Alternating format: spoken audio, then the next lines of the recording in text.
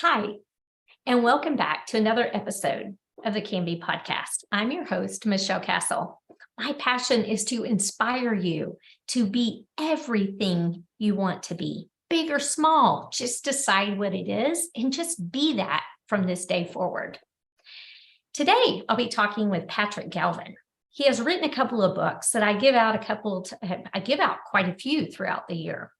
They're both in the Way series. And what I love about him is just the lessons that he teaches through his books. The Trusted Way and the Connector's Way. The business and the life principles in both of the books really focus on relationships and building a business and a life around those relationships and doing the right thing no matter what versus focusing on what makes the most money. Both of those lessons really resonate with me. Now, for this episode, I want to go deeper with Patrick and ask him why he felt led to write the two books on those principles and why he chose the Rotary's four-way test as the business principles for the main character, or that the main character, Brad, learns through the Trusted Way. Let's get started on today's episode.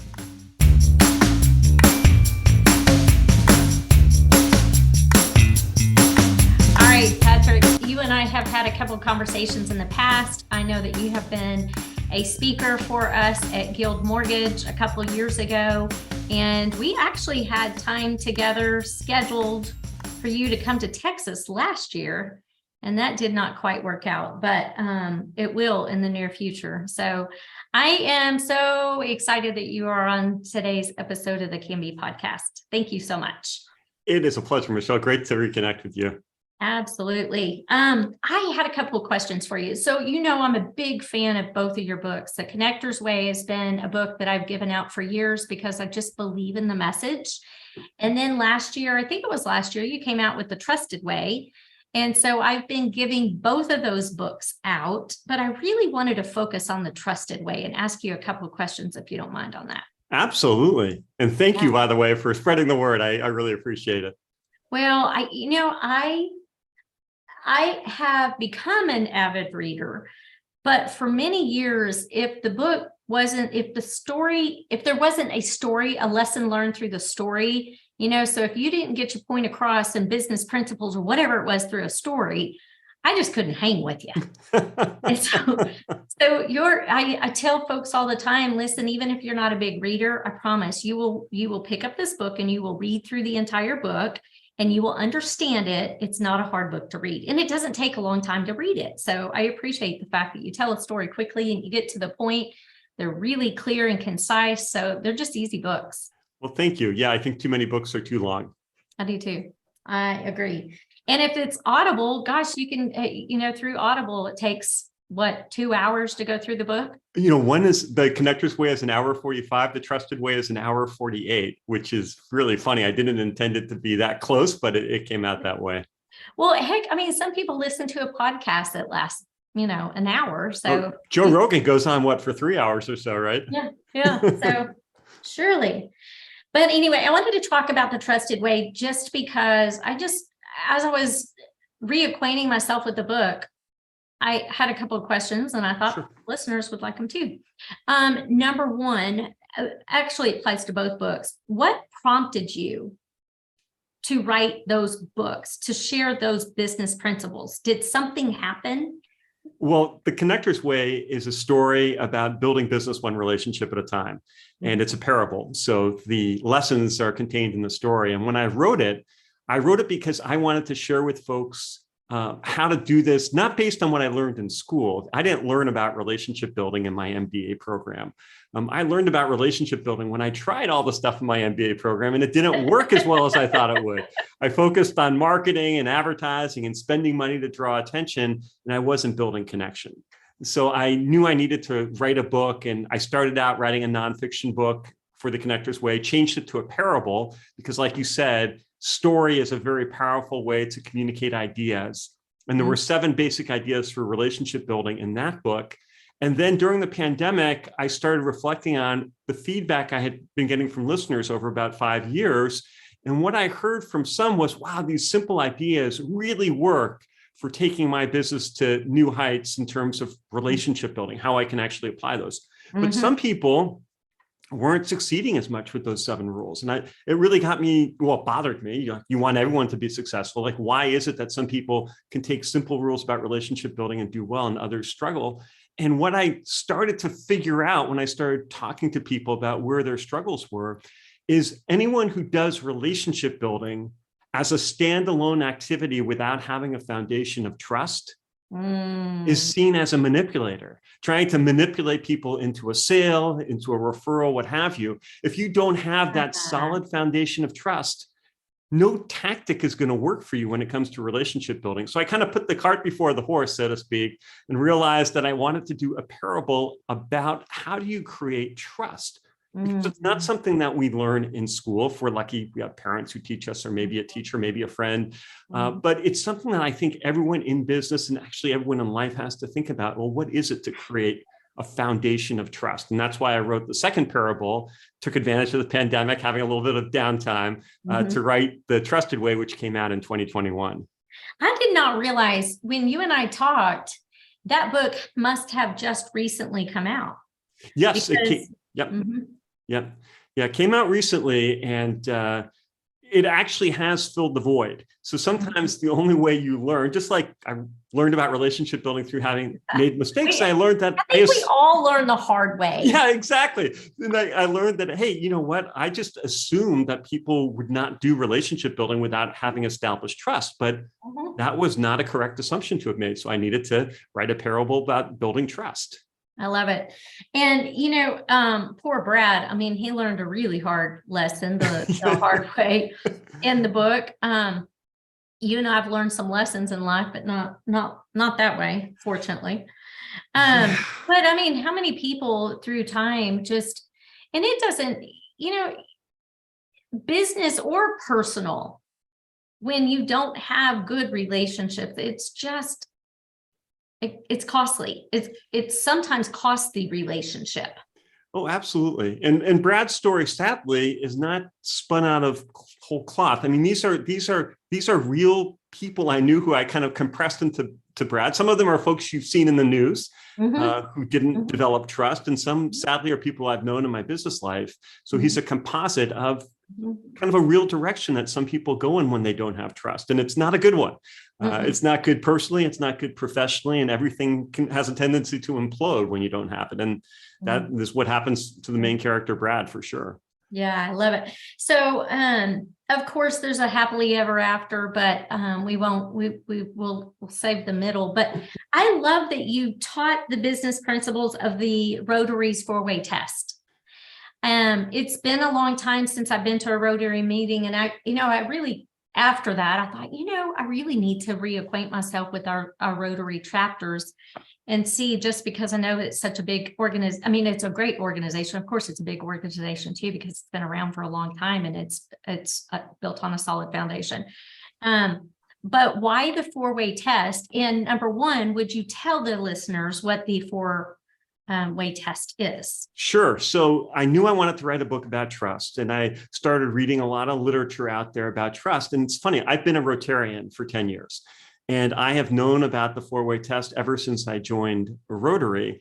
Yet when it came time to write a book about trust, I didn't immediately go to the 4-way test. And then I thought, well, wait a second, the 4-way test is really perfect in its simplicity. It was written in 1932, so 90 years ago, before Twitter and tweeting and short form writing, and it's 24 words long, and it's a brilliant manual or guide for instilling trust, and based on 4 simple principles. So I said, well, why am I trying to reinvent the wheel, coming up with my own principles when this is so good? Yeah. In fact, I use it all the time when trying to figure out, do I want to do business with this person? Do I want to take this client on? Do I want to hire somebody for my company? And the power of it is its simplicity. And it's easy to memorize by heart. There's 4 basic parts to it. The first one is, and this is something that you can use, and Rotarians say, of the things we think, say, or do. Before you think, say, or do something, just run that action or that idea through this prism. And the first one is it the truth?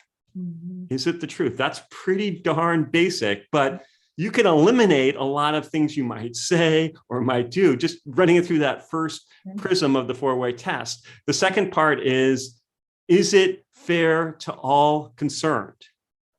Once again, it's thinking beyond yourself, thinking about the ramifications, not just with the other person, but maybe a larger community, a larger company, what have you. And then the third principle is, will it build goodwill and better friendships? Once again, you can eliminate a lot of things you might say, think, or do just based on that one. And then the last one is, will it be beneficial to all concerned? So there you go, 24 simple words. And I have never made a bad decision, said something that injured somebody or hurt them, if I can run that conversation, that action through that prism. And usually if something falls short in any one of those four areas, I should reconsider what I'm going to say, think, or do, because chances are it's not going to lead me in a good direction. And sometimes it just means you need to tweak or get more clear about the reasons behind. Or, I mean, sometimes it doesn't mean mission abort. It just means you need to rethink this. Yeah, absolutely. Absolutely. You need to adjust. But here's the thing. Some people say, well, it's too simple. I don't quite agree with the third one. That's not the way I would word it. You know what, if they say that and they come up with a wording that works a little better for them, this was written 90 years ago, then change a word or two. But you need to have an ethical yardstick. Yeah. If you don't have a yardstick and everything is sort of ad hoc, case by case, maybe you have a bad day where you kind of let something slip through. So everybody needs to have a standard. I haven't changed the four-way test. I find it works well for me. I know it works well for over 1 million people in the Rotary world. Absolutely. But it is something to sort of stand on. And if you look at what's going on, if you read any news story, you're going to see governments, companies, high-powered individuals who are going to be violating the four-way test. And then ask yourself, what have been the ramifications for that action, that thing that they said or did? And usually they're not good. So I just am a huge believer in having a standard that you can abide by, and not just for yourself, but if you work with a team, it's a really good thing to talk about with others. Like, what is your standard? Is this a standard that would work for you? Or how have you applied this in your life and seen something good come of it because you used it? I teach and talk about core values a lot, really establishing your own individual core values. So I sit there and I was reading the book and I was thinking, really, if all business decisions, if all hiring decisions, if all personal relationships, if you took into consideration, am I aligned, or does this person, or does this, project that I'm about to take on, does it align to my core values? And then I'm thinking, if it aligns and it passes the four-way test, it ought to work out. Absolutely.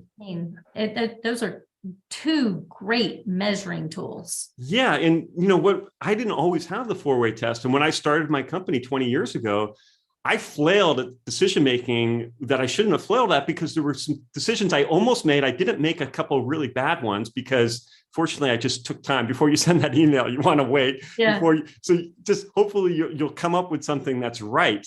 But if I had run those decisions through the four-way test, I would have slept easy. I would have made that decision very quickly. So the value of having a core value or a core value statement, which is really what the four-way test is in a sense. It's about core values. It makes your life so much easier than having to do things case by case by case. And that's where things will tend to slip up. Well, and if you are in a capacity where you're in a leadership role and everybody knows what the value system is, then decisions can be made. I mean, you can delegate and trust the decisions made. It's the trusted way, right? Yeah, exactly. Yeah, no, it is brilliant. I mean, the story behind the four-way test is very cool. A guy started it because he realized that his company needed to compete during the Great Depression. That's how old this thing is. And he couldn't compete on price. He couldn't compete on product mix, but there were a lot of people who were doing things with lots of ethical shortcuts. And he said, the only way we can really stand out is to become the most ethical company in our industry.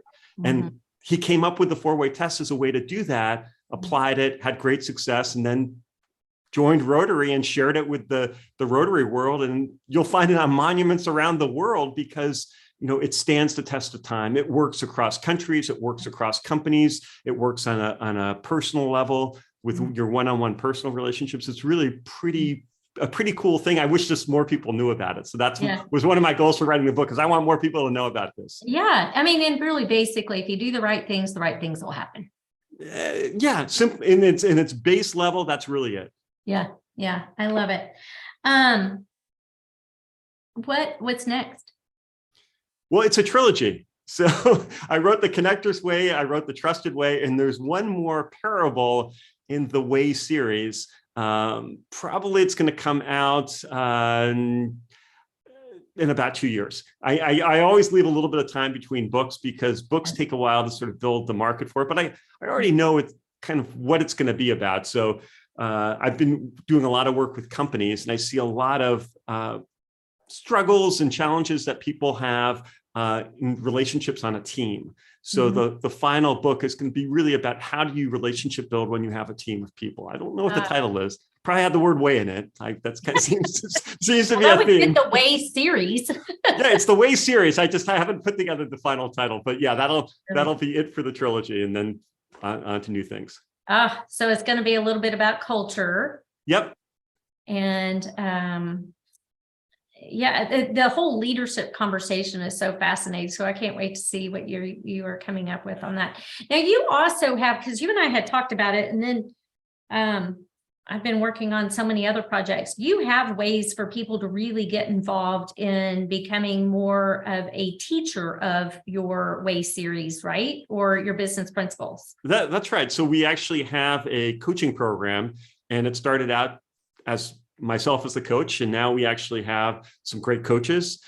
So we work on the corporate level, not doing one-on-one coaching with individuals, but we come into a company that wants to create better internal and external relationships. And they put together small teams of 6 to 8 people.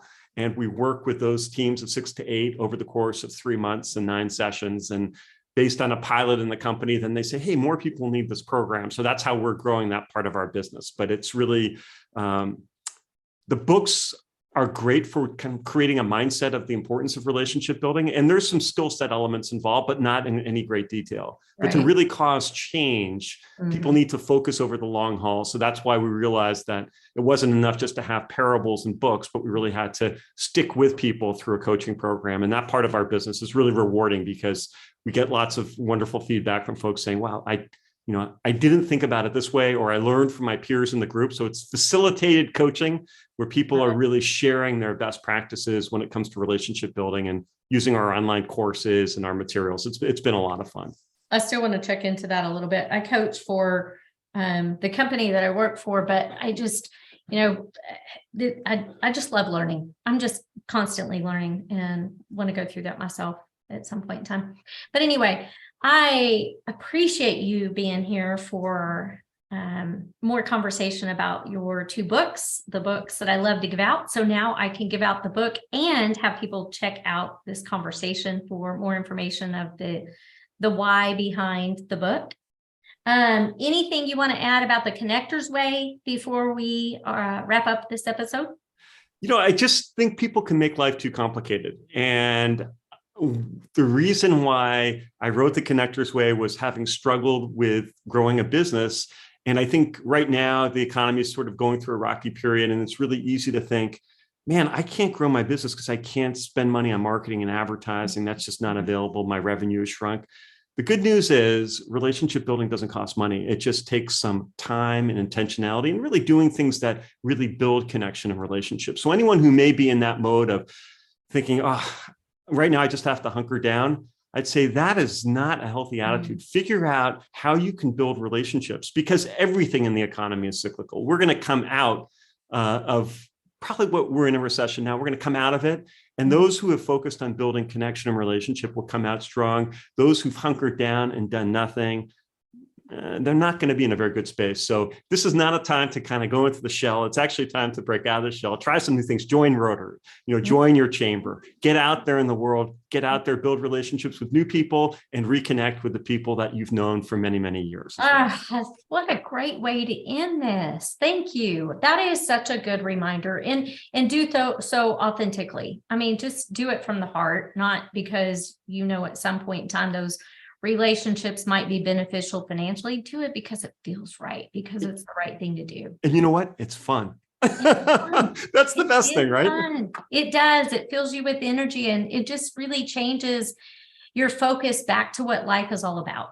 Absolutely. So, thank you so much. I appreciate your time today. Listeners, check out the books. You can buy them. Actually, how would you prefer they buy them? Do you want them to go on Amazon, or would you prefer that they buy through you? Well, if they just want to buy a book, please go to Amazon. You can get it in Kindle, you can get it in print, you can get it in Audible. If you want to purchase more than 10 copies, let me know, and I'd be happy to set you up with a special price for that. And then if you do buy them on Amazon, please go back in and leave a review, because I know that is a big deal for Amazon's algorithm. So please do Patrick a favor and leave a review as well. Recommend to friends. And on this episode, please share this information with others. I think it's a great episode. It's a message everybody needs to be reminded of. So please share. If you haven't already, leave a review for the episode, the Canby Podcast, and subscribe. And next week, we will have another great guest. So stay tuned for the next episode of the Canby Podcast. Thank you so much, Patrick, for being here today. And we'll see you, audience, on the next show. Thanks, Michelle.